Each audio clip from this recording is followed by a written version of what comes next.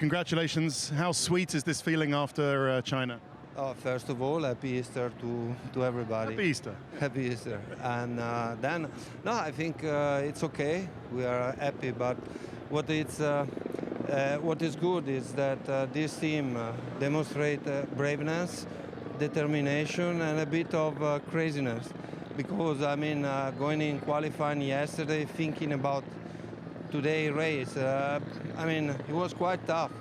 But we were reading the pace on Friday.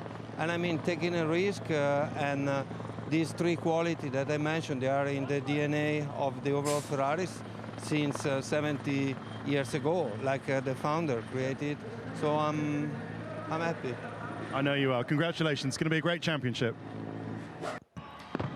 Nicky, I mean, it's obvious to say Ferrari was quicker today, but what do you think was the deciding factor? The deciding factor were a few. Our pit stop had a problem because we had a problem with the pressure of the guns, which can happen. And the next one was the penalty which Lewis got coming into the pits. And because without that, he could have still won the race. But Ferrari altogether had the right pit stops at the right time, did everything right, and therefore they deserved to win. Okay, so a few issues, that you had today. And Valtteri, you've got a feel for him, started on pole, but was asked by the team not once but twice to let Lewis through. No, the problem was with Lewis was that he had a tire pressure problem, high tire pressure. So this was logic that he cannot do the speed. And he would have done it anyway, because why should we hold each other up if one car is a problem? So all this is fine for me. Okay, well, character building. It's going to be a good championship still. Yeah, don't worry. Thank you. Well, Toto, I mean, we've just been talking to Nicky, talking to Maurizio. One thing we know we've got now is a fantastic championship. Obviously on the wrong end of the defeat today, but Ferrari got it right. They took the advantage. Just talking about that in the pit stops. Yes, I don't know if it was discussed already. We had a problem on the grid with the generator, so we couldn't bleed Valtteri's tires, and were a few psi too high, and we lacked pace straight from the beginning. And what happens is you give the other one the possibility of the undercut, and they just executed very well. Toto, it must have been very difficult, but you could see you had to chase down Ferrari, so you've got to come on the radio. You haven't had a chance to speak to Valtteri yet, but I imagine he's gutted, isn't he? Yeah, of course, and we try to maintain the order and not interfere into the running order, because it's an awful call you need to make. But at a certain stage, you have to decide, are you losing the race, or are you making a call that is not a nice one? And Toto, in the pit lane, Lewis, did he need to do that? It wasn't Ricciardo he was racing, it was Vettel. Yeah, I just saw the incident now for the second time only. Afterwards, there would have been probably many mistakes which we could have avoided, the little ones that had an outcome on the race. But I think the main thing was that at the beginning we couldn't drive in the pace the car had. Yeah, I think that we can have another look at it here. I mean, this is the incident. I mean, it was pretty clear. I assume he just accepted it straight off, didn't he? Yeah, you're just trying to optimize and build a gap so you can stack properly. And I think until here it was okay. It's just when the moment you hit the pit limiter, this is where it was too much. Okay, with 3 rounds down, if you were to assess the relative strengths and weaknesses of your car and the Ferrari car, what would you say? I would say that it's pretty evenly matched. Maybe on a single lap, we have a tiny bit of an advantage, and maybe in the race, them looking after the tires, they have that tiny bit of advantage. But you can't really judge from today, because where Lewis came out chasing Vettel down, we don't know what the outcome would have been if Lewis would have been in front at the beginning of the race. So we've got a title fight going on between Lewis and Sebastian. Do you still think that Valtteri's in there with a title fighting chance? Are you keeping the doors all open? You need to. It's 3 races down the season, and we have always maintained that philosophy. So I don't want to even discuss it yet, because it's not fair towards Valtteri. Toto, I know you don't want to discuss it, but surely you've got a fight on your hands now. Don't you have to make a decision? And I mean, I know it's difficult and it hurts me. You know, Valtteri's a friend of mine, and it's going to be hard. But I think you've got a hard season in front of you. I know it's a very tough call. I don't want to make it yet. When, though? I mean, You guys are grilling me here. I just said I'm really raw after the race. Let me off the hook. sorry, Toto. Thanks, appreciate your time. Thanks for coming out. We'll see you in Russia. Well, some great stories in the midfield, particularly Felipe Massa, great drive in the Williams, and actually a team that had faster pace than the Williams were Force India today. Sergio Perez with a cracking drive, and the most consistent man in Formula One, ladies and gentlemen, is this man, Esteban Ocon. That's because he's finished 10th and scored a point in the first 3 races. Well done. How was that today? Thank you, but no, I'm not gonna get used to that P10. I want points consistently, but not P10. I mean, I was screwed by the safety car. I pitted 1 lap earlier than that and lost like 3 or 4 places there. So it's a shame, but I mean, still happy to get that one. Okay. Pat, did you notice something? Well, because actually, Force India tend to get those safety car calls right, and I think they did with Sergio. They did with Sergio, yeah. Yeah, very much so. But a great race from you. Just that consistency, just fighting into it. Really good. Thank you very much. Thank you. Yep. Okay, and we'll let you go, Esteban. Thank you. Thank you very much. You. As Pat, we just have a thought for Felipe Massa today, and we'll be reflecting this in the notebook a little later. Williams absolutely sure that they were on Force India's pace, or rather Force India was sure on Williams' pace. And that's a great save from Force India, considering where they were on the grid. To come home with both cars in the points, I thought was outstanding. Yeah, it was. And I think, you know, with Williams, we saw a lot of pace early on, but it seemed to fall away. Maybe a little bit like we saw last week. Okay, all right, just we'll leave you with the view from Williams on Lance Stroll, and that is that Stroll and Carlos Sainz are going to the stewards. That's being heard in about 15-20 minutes time, so we'll try and find out if it's a racing incident or if someone gets a penalty. Max, such a shame. Just tell us what happened. Brake fairly on the rear, so basically lost the rear brakes as soon as I hit the pedal, so the pedal went really long and couldn't brake anymore. It's quite an exciting race out there at the moment. It's one you would have thrived in, I'm sure. Well, I mean, the car was performing a lot better, and I think, you know, we did the undercut on the 2 Mercedes cars, so we would have ended up second behind Sebastian at that point. So yeah, it's very unfortunate. You know, you lose a lot of points. Good luck in Russia. Daniel, we heard you struggling with the rears on the car, and the car wasn't quite where you wanted it to be today. It's the best car behind the Mercedes and the Ferrari today. Was that the maximum, really? Yeah, I mean, in the end, for what we had, yes. But let's say at the beginning of the race, I genuinely thought we had a chance to win. You know, that stint was looking really competitive. I could see Valtteri was struggling. I believe he had some issues from what I just heard, maybe with the tyres or whatever. But it seemed like I could see, I think I was at the end of that train, and I could see everyone else in front of me, and they were sliding, and it looked like they were struggling more.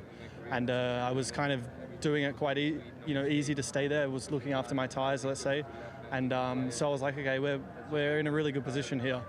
And then the safety car, yeah, we put the soft on, and that tyre was just not happening for us today. On the restart, yeah, out of the last corner, it felt like the tyre just was never switched on, as we say. So struggling just to get the restart. So Lewis got me, and then out of turn 2, I was, basically the whole first lap I was sliding. So that's why I went back. But then beyond that, the tyre actually never really came good. You know, I was, on kind of Massa's pace, and we know we're quicker than that. So that was, it was a strange change of events from the beginning of the race. Because when you were behind the safety car, similar thing in China, it looked like the tyres got too cold and they couldn't get them fired up again. Does the team understand what they need to do to change that, or are you just want to avoid the soft tyre as much as possible? I think when you look at like a Mercedes or Ferrari, you know, we could just say, okay, they're able to get their tyres working more because they got more downforce probably, and they're able to generate more through the tyre. But the fact that Felipe, passed me and pulled away in those first few laps as well is a bit of probably a sign for us. So it's obviously frustrating, but I think I definitely feel it was, definitely a highlighted event today that we'll address. Thank you. Worth. Zach, thanks for coming out and talking to us. In front of your Bahraini owners and shareholders, not the ideal race for this to happen. No, and let's face it, it's not been a good start to the season, right? Lots of failures this weekend. Feel terrible for Stoffel. He's not even getting a chance to race. So we got to get on top of this problem. Our partner needs to get on top of this problem, and we need to do it quickly. But unfortunately, there's no quick fixes in this sport. looking for any kind of chink of light. It looked at least like the car's good in the corners. I mean, there was opportunities there for Fernando to have a battle, and once he got stuck in, the car seemed to stick, at least in some of the racing. Yeah, Fernando loves the car. He loves racing it. Says it's great through the corners. It's just Straights. I don't know. Maybe you know the. I mean, we get a little chuckle when he says, "I don't care what you do, what you like," you know. And some of the things he says are choice, you know, entertainment. But it's not entertaining for you. You must be, you know. How's it affecting morale in the team? Well, we just Jonathan, Eric, and I just came back from talking to the team, and you know they're okay. They're frustrated. I think Fernando's not the only one talking on the radio. He's just the only one that's being broadcast. So we're frustrated, but we're gonna power through it. That's all you can do. You say there's no easy fix, but I mean, how do you get the message across to Honda in any clearer terms? I mean, what are you doing, Zach? How are you trying to smooth that over? Are you threatening to go with someone else? Is that actually a possibility the longer this goes on? No, I don't think threatening's a good approach in life. But you know, we're having lots of meetings. The president has been to the first 3 races. He was here.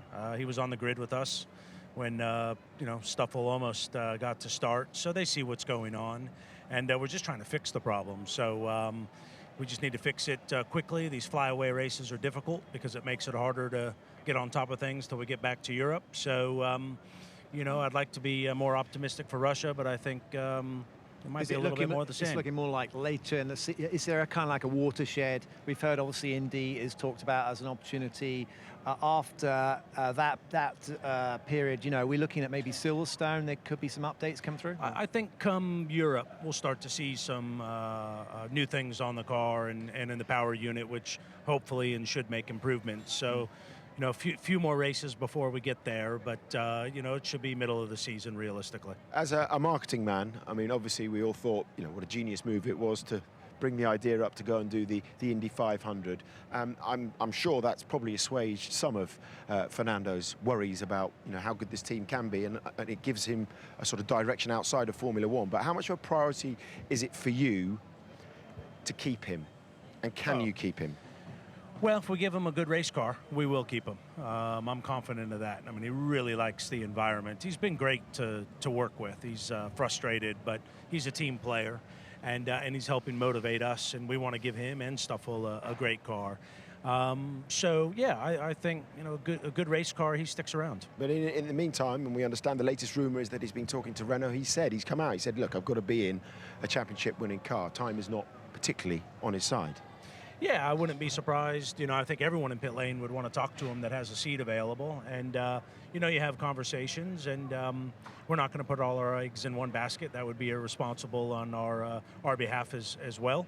But that is who we want in the car, and we've agreed to, you know, kind of pick up those conversations in the summer when we have a better sense of where we are. And I think he's going to stick to his word. We're going to stick to our word. And then if he has some you know, coffees with some friends along the way, then you know, that wouldn't be any big great surprise. Thanks for coming out and talking to us and being so honest. We really appreciate it, Zach. Absolutely. Thanks, Zach. Great stuff. Okay, Felipe Massa finishing 6th today. Let's get his thoughts. Felipe, what is it about the number 6? You either start 6th or you finish 6th. How tough was it to get that today, though? Yeah, I start 8th. So actually 6 was a great result at the end. So I managed to pass Hülkenberg on the start, and Kimi on the first lap, corner 4, which was pretty difficult. So I'm really, then I passed Daniel after the safety car. We were fighting with the big teams today. Unfortunately, after some laps, you know, they managed to keep the tires in a much better way than what we do. And they have a better car, so it's difficult to keep them behind. But to be honest, my position today is like a victory. So I finished in the best position I could. Is Frank's birthday. I'm sure he deserves a victory, but today is like a victory. So I'm sure he's happy and proud of his team. How hard are the team working? I'm sure they're working very hard, but on trying to get these tyres better for you, because it was an issue last year as well, wasn't it? Yeah, you know, I managed to keep the tires in the right way, but the problem is, I mean, you have other cars that they have a lot more downforce, so they managed to keep the tires in the right way because the car of the, you know, if you see how much Ferrari finished in front of us, shows a difference in terms of cars. So, but I think we managed to do a better job compared to all of these teams behind, and yeah, happy. started P2 and finished P2, but what are your emotions after that race right now? I think it's a little bit deflated. Obviously, Ferrari did a great job. Ultimately, I think you set out a goal to move forwards and do well for the team, and I just don't feel today I executed the way I feel I could. So. The 5 seconds you got for the stop for holding Daniel up in the pit lane, when you were closing in on Seb at the end, were you within that 5 seconds, do you think? Could you have got within it? Where it was a bit further. Where I got to was as close as I could get to. So, I mean, of course, if I didn't have the 5-second penalty, then I think I would have been. And also, we lost a little bit of time, I think, in the pit stop. So, I think lots of different things could have happened today, but it didn't. And we will assess it and try to figure out how we can move forwards. What was going through your mind when you did come in and they were double stacking you with Valtteri, and you were slow and Daniel was right behind you? It's now the second time I've double stacked and lost out. I think I lost out once in Monaco.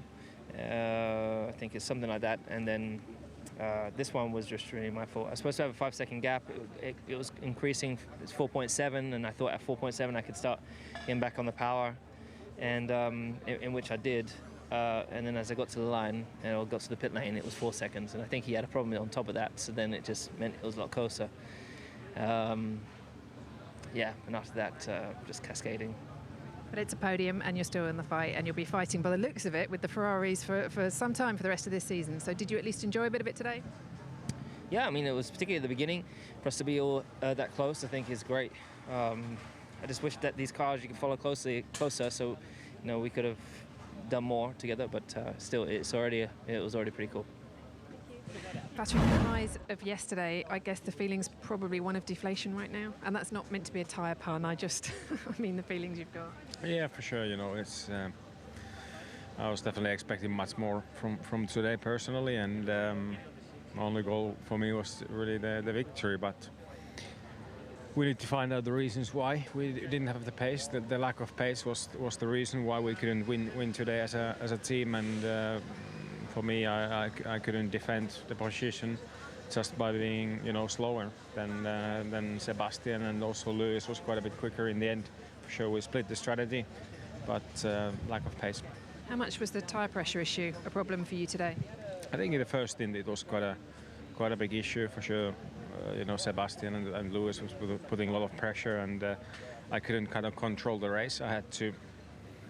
Try and build a gap, but there was just no grip and pace to build it. So then I kind of had to really take everything out of the tire, and then the tire life is shorter. And we're also a bit unlucky with the safety car pit stop. It was a bit slow and some traffic in the pit lane, so lost a place to Sebastian. And then second and third stint, still the pace wasn't there, and the car didn't feel as yesterday. So. Just want to find out what was the problem. And then you hear those dreaded words on team radio, don't hold Lewis up, or in other words, let your teammate past. Yeah, that's probably one of the toughest things you can hear as a racing driver, but that's life. You're okay with that call, though? I understand, the point completely. The team's view on that. Lewis had an opportunity maybe to get some extra points for us as a team, to fight for the victory. So yes, I see the point, but still it's tough when you're trying to focus on your personal race as well. But I'm definitely a team player, so I wouldn't say no to that. You wouldn't have finished any further ahead of him if you hadn't let him past, do you think? I mean, do you think you'd have maintained position if you hadn't let him past? Do you think you would have finished ahead of him?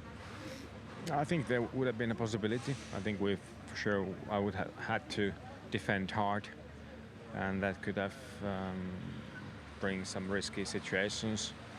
But like I said, I do see the point. He had a chance to catch Sebastian, possibly, and we tried it. Sebastian, we got to see you dance again today. Was it an enjoyable victory?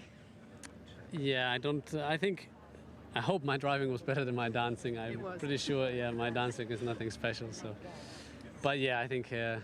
When you come in and you see the guys happy, I think full of joy, and I'm sure we'll find something else to do tonight, maybe some more strange moves. Can I just ask you how tense it was in those final laps? I mean, the strategy was perfect from the team. Everyone pulled together and got you that win today, but in those final few laps, were you worried at all?